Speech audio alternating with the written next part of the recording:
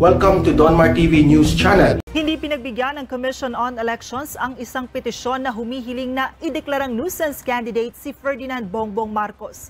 Sa isang mensahe, sinabi ni COMELEC spokesperson Director James Jimenez na tinanggihan ng COMELEC 2nd Division na pinamumunuan ni Commissioner Socorro Inting at Antonio Co. Jr. ang petisyon na isinampa ni Danilo Lihay-Lihay. Nakasaad sa desisyon na hindi naman pasok sa tatlong kategorya ng pagiging nuisance candidate ang dating senador. Kabilang narito ang mockery o pangungutya sa election process, paglikha ng kalituhan sa mga botante o kawalan ng malinaw na intensyon ng pagtakbo ng isa sa isang posisyon. Personal na nagtungo dito sa Southern Leyte si Pangulong Rodrigo Duterte para tingnan ang pinsala na iniwan ng bagyong Odette. Alas 3 kanina, Juliet, nang dumating ang Pangulo Lulan sa Presidential Chopper. Kasama nito si Senator Bongo, NDRRMC Executive Director Undersecretary Ricardo Halad, mga tauhan ng DSWD at iba pa. Sa pagharap ng Pangulo sa LGU sa Southern Leyte, pangako nito ang 2 bilyong tulong para sa sinalanta ng bagyo. Sa laki ng pinsala ng bagyo at sa dami ng naapektuhan, aminado ang Pangulo na posibleng kulangin pa ito. Mahigpit naman ang bilin ng Pangulo kay Undersecretary Halad na tiyakin ang pag-alalay sa mga sinalanta ng bagyo habang hindi pa nakakapasok ang tulong mula sa DSWD. Ayon kasi sa Pangulo na dahil sa lakas ng bagyo ay maaaring ma-delay ng konti ang tulong. Pero tiniyak nito na may tulong na darating para sa mga pinadapa ng bagyo. Pinatitiyak rin nito ang peace and order sa lugar. Kinahanglan ang mga tao dili magutom. And that is the job of the DSWD. Sila mo unang musulod, lahat, Halad, unang musulod lang na nila to take care of everything or to place the situation under control. Sila mo pagkaon na tanan, wala problema na. Juliet, nagpasalamat naman ang lokal na pamahalaan sa naging pagbisita ng Pangulo. Dahil kasi sa ginawa ng ito ng Pangulo ay nabuhayan ng loob ang mga tao dito. Nga mula siya nga, aba natin tao minimo din sa Southern Leyte dyan. Kaya nga mong Kapitolyo sir, lupad, wanay ulo. Kaya yung City Hall sir, wala po. O, ang atong hospital sir, kung punay medyo problema na mo gamay sir. Kaya bitter o na sir.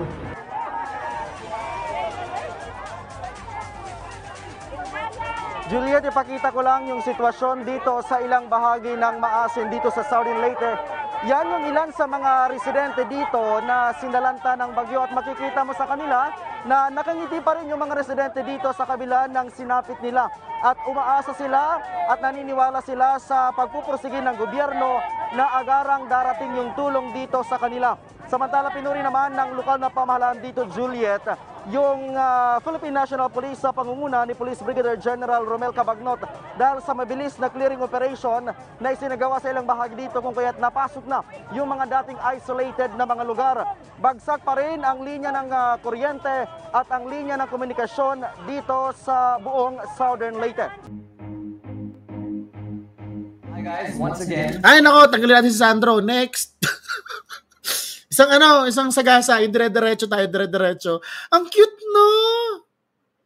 FPS drop yung video ni TP. Pwede naman yung panoorin ng ano. Isang sagasa lang, ha? Ang cute! Diyos ko!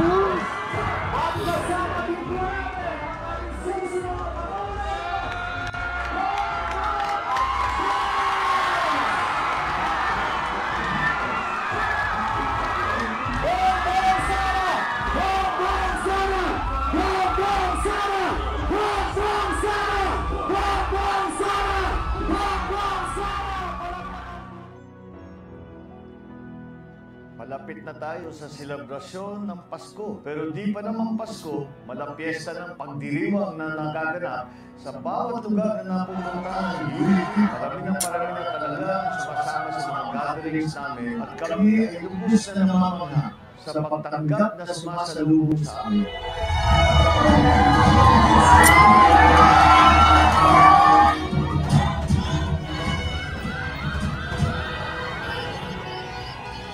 Ganda.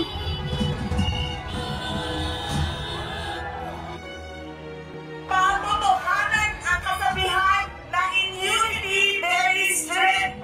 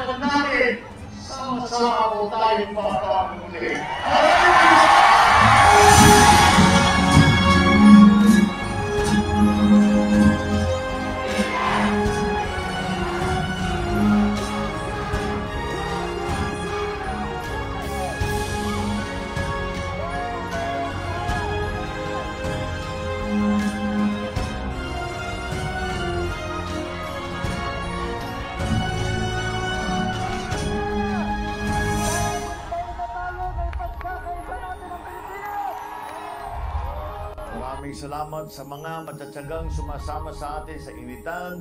Kahit maghapon tayo nabibilad sa araw, yung sinasakyan na Galing. ni Mayor Inday Sara, hindi na rin kinaya.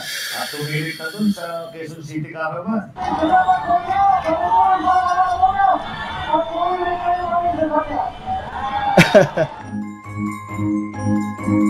Medyo naiba yung ating lakad ng isang araw. Imbis na nasa labas kami at nasa initan, nakapagsingit kami mabilis sa Victoria. Nag-feeling artista naman muna kami, kahit sandali lang.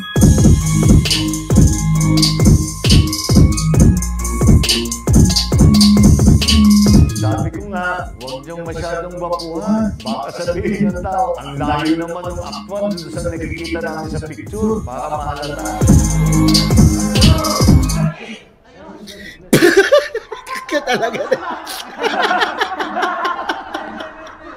Ang cute.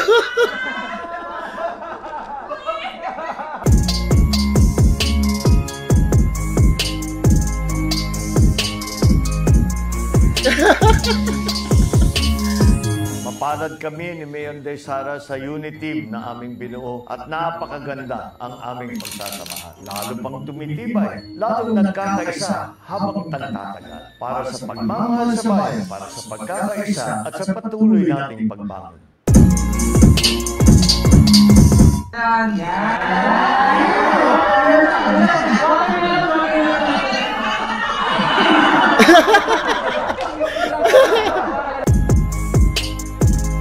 Advance Merry Christmas po sa inyong lahat at sama-sama tayong baba. Ganda.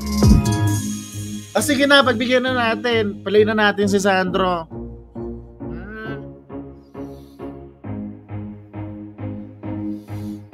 Hi guys, once again, thanks for watching our dad's vlogs. If you want to see more, remember to share, like, and subscribe. Nakakatuwa. Lang, tanggalin ko lang to. Grabe, no? Ang ganda. Kailangan mo mag-comment dyan? Hindi ko na kailangan mag-comment. Nakakaloka. Ang ganda, no? Una, meron silang chemistry. Pangalawa, merong kurot. Pangatlo, ang linaw ng message. North at saka South. Mag-unite. Kasi ito normally, alam nyo, mainitin ang ulo ko eh. Diba? Mainito talaga ulo ko lagi dahil medyo allergy ako sa tanga. Pero ang siste, pag napaparod mo sila, tapos nga salitaan ng gano'n, parang nai-inspire ka na magpakabait. Gets nyo? Yung parang gusto ko maging mabait. Nakakaloka. Paano ba to? Double check ko nga lang yung ko. Yung page ko. Diba parang yung parang feeling mo sige na nga. Alam mo yan, parang sige na nga. Makisama na nga ako. Parang sige na nga, pakabait na nga ako. Parang diba? Parang ganun yung feeling, parang gusto kong makipag-away sa mga dilaw eh. Gusto kong pagmumurahin sila eh. Pero sige na nga. Kasi meron siyang meron siyang sinabi pa naman doon sa isang commercial niya. Sabi niya, wala na daw siya oras makipag-away. Tapos nasa isip ko, ikaw wala. Ako meron. So sabi ko, sabi ko nga, pagkatapos ko nga parang si Inday at saka si Bibi, para sabi ko, sige na nga. Sige na nga, magpapakabait na ako ng konti. Konti lang. Baka bumula-bunga nga ako pag tinodo ko. Pero nakakatuwa. Alam mo, ang galing ng mga, kung sino man po yung mga video editors ni BBM, dapat bigyan kayo ng salary raise. Promise. Ang galing ng editing. Yung pati yung pagsaksak ng kanta, guys.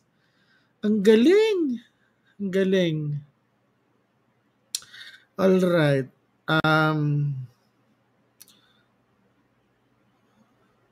Totoo. It actually, in all honesty, guys, and I'm not saying this just because I've decided to support that too. But there's something in them that actually inspires you to be a nicer person. Kung sa laitan lang, mas magaling, mas madami inabot ni BBM kaysa kahit sa kanino sa atin.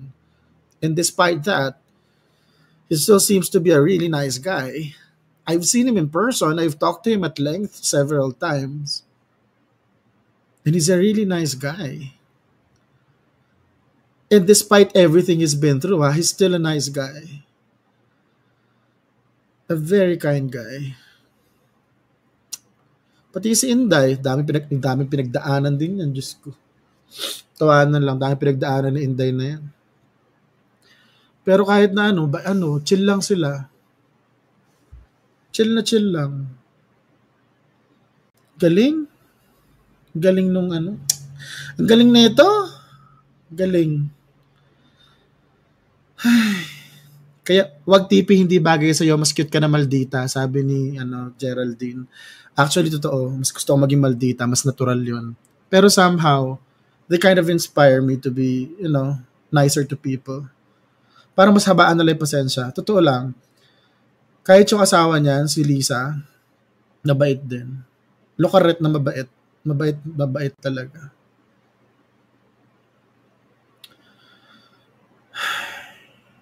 Hindi kasi ako makapaniwala na pagkatapos ng lahat ng inabot nila, these, for the past 4 decades, they're still nice people. They can still afford to smile.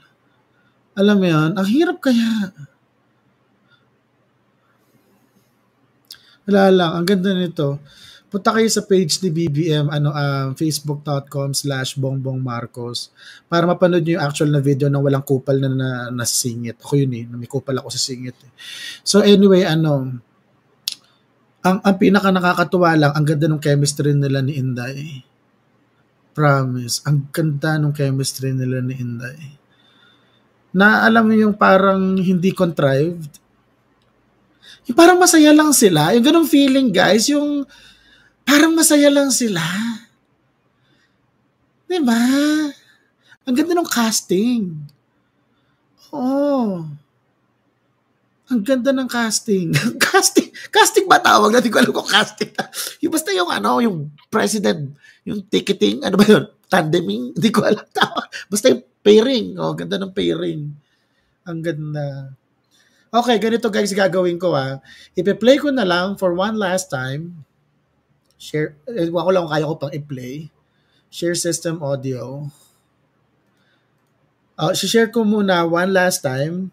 Tapos, pagkatapos ng diretso na tayo sa obligatory closing song. Ganyan. Pero nakakatuwa. Habang inintay ko mag-load. Ang ganda pala yung BBM vlog. Maganda pala yon. Kala ko nung una corny. Kasi di ba pag politiko gumagawa ng mga ganong vlog, parang, di ba parang, hindi ko feel. Pero ang ganda Oo, si Inday, hindi mamamlastic yun. Nanununtok ng sheriff yun Hindi yun mamamlastic. Oo. Pero ang pinaka na-struck ako doon sa buong video, first, yung mga angkas drivers. Second, yung sheer na dami ng mga tao yung sheer na dami ng mga tao na dumalo ron sa mga caravan. Third, yung nasiraan sila ng kotse tapos sinabi talaga ni BBM, sandali lang po, bababa kami, nasira yung kotse namin. Tapos yung pang-apat yung kumatsing si BBM tapos Inday inisprayan siya ng alcohol. Sobrang tawa. You can't make that shit up. Promise. You cannot make that shit up. Good vibes And that's what we need right now, especially after sa aftermath ng Typhoon Odette. It's kind of refreshing na, there's a pair out there na their message has been consistent Unity, nation building, bangon uli. Bangon tayo, tapos sama-sama tayong babangon. Alam nyo ba, ang lalim nga nung term na sama-sama tayong babangon muli. Kasi pag sama-sama, unity. Di ba babangon kapag nadapa ka? Pero alam mo yung ibig sabihin, yung pinakamahalaga yung huli, yung muli.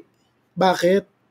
Kasi sa buhay, sa sunod-sunod diyan, ulit-ulit yung ulit-ulit yung dago, ulit-ulit yung heartache. Promise, sa buhay ulit-ulit yung feeling mo okay ka na, tapos next year masama na naman loob mo, bagsak na naman dibdib mo, malungkot ka na naman, namatayan ka, ewan ko. So babangon ka uli. Madadapa ka na madadapa, pero babangon ka tsaka babangon uli. At saka pinakamahalaga, pag bumangon ka, kasama mong bumangon yung kapwa mo Pilipino. Ganda nung slogan. Ganda nung slogan. Anyway, yun lang na muna guys. Ipe-play ko dapat yung video kanya lang ayaw na, nag-freeze na, dami yung nanonood Kasi dito sa Facebook, 5.5. Pero sa YouTube, meron pa guys 5,000 plus. So kung yung nakikita ko ngayon ng comments, gumaganon. So tigil ko na to ha. Baka mamaya mag-live ako, pag-iisipan ko pa. Pero hindi siya yung tipong yung Get That Dragon Ball, hindi ganun guys. Hindi yung Eddie, Fanilinan. Hindi ganon. Hindi contrived. Natural lang. Hindi yung Eddie Pikachu. Hindi ko lang ganon. Diba? Galing. Sino may nag-iisip na ito? Galing. Galing.